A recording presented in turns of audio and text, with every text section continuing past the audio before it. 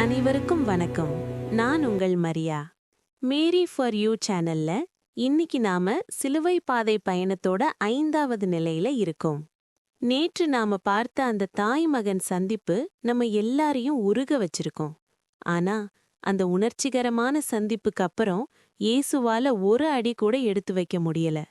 உடல் முழுக்க ரத்தம், முகம் முழுக்க வீக்கம். அவர் அப்படியே தள்ளாடுறாரு.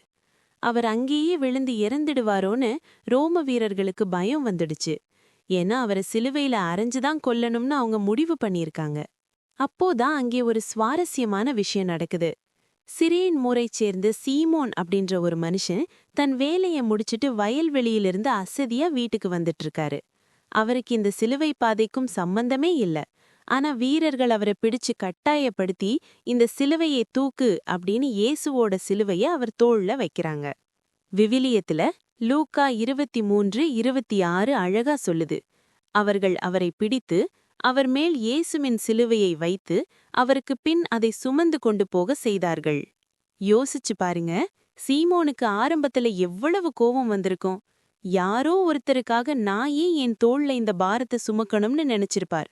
ஆனா இயேசுவுக்கு பின்னாடி அந்த சிலுவைய சுமந்துட்டு நடக்கும்போது இயேசுவோட அந்த மௌனமும் அன்பும் சீமோனோட வாழ்க்கையையே மாத்திருச்சு. நண்பர்களே, நம்ம வாழ்க்கையில கூட சில நேரங்கள்ல நாம நினைக்காத சில சுமைகள் நம்ம மேல விழும். திடீர்னு ஒரு பெரிய கடன் வரலாம். வீட்டுல யாருக்காவது உடம்பு முடியாம போகலாம். அவங்கள நாம தான் பாத்துக்கணும்னு வரும்.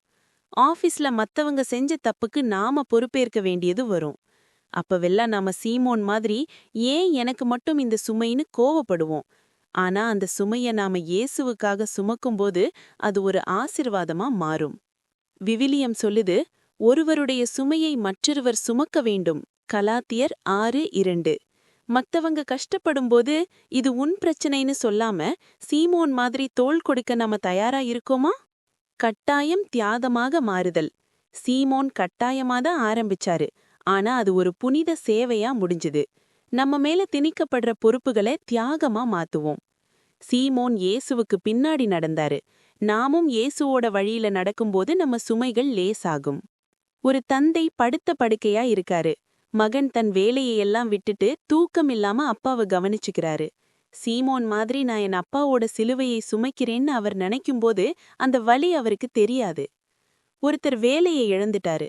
ஆனா அந்த நேரத்துல சோர்ந்து போகாம தன்னை விட கஷ்டப்படுற ஏழைகளுக்கு உதவி செய்ய ஆரம்பிச்சாரு. தன்னோட கஷ்டத்தையே ஒரு சேவையா மாத்தின சீமோன் அவர். இன்னைக்கு எத்தனையோ பேர் அனாதை இல்லங்கள்லயும் முதியோர் இல்லங்கள்லயும் மத்தவங்களுக்காக உழைக்கிறாங்க. அவங்க சுமக்கிறது மத்தவங்களோட சிலுவைய மட்டும் இல்ல, இயேசுவோட சிலுவையும் தான்.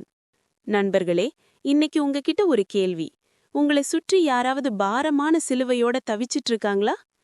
ஒரு சின்ன பண உதவி பண்ணலாம். இல்ல அவங்க பேசுறத காது கொடுத்து கேட்கலாம்.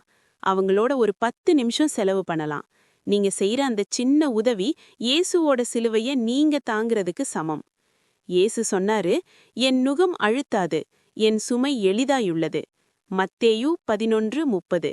அவரோட சேர்ந்து சுமக்கும்போது எதுவும் கஷ்டமில்லை. அன்பு இயேசுவே, சீமோன் உமக்கு தோள் கொடுத்த போல நாங்களும் மற்றவர்களுடைய கஷ்டங்கள்ல தோள் கொடுக்க எங்களுக்கு மனதை தாரும். எங்க வாழ்க்கையில வர்ற எதிர்பாராத சுமைகளை வெறுக்காமல் அதை உம்மோடு சேர்ந்து சுமக்க பலன் தாங்க. எங்கள் அன்பு எங்களை வழி நடத்தட்டும். ஆமீன். நன்றி நண்பர்களே. நாளைக்கு 6வது நிலையில சந்திக்கலாம். 6. வெரோனிகா இயேசுவின் திருமுகத்தை துடைத்தல். ஒரு பெண்ணோட தைரியம் அங்கே எப்படி வெளிப்பட்டுச்சு? நாளைக்கு சிந்திப்போம். இந்த வீடியோ பிடிச்சிருந்தா சப்ஸ்கிரைப் பண்ணுங்க, மத்தவங்களுக்கும் ஷேர் பண்ணுங்க. நான் உங்கள் மரியா. கடவுள் உங்கள் சுமைகளை இலகுவாக்குவாராக.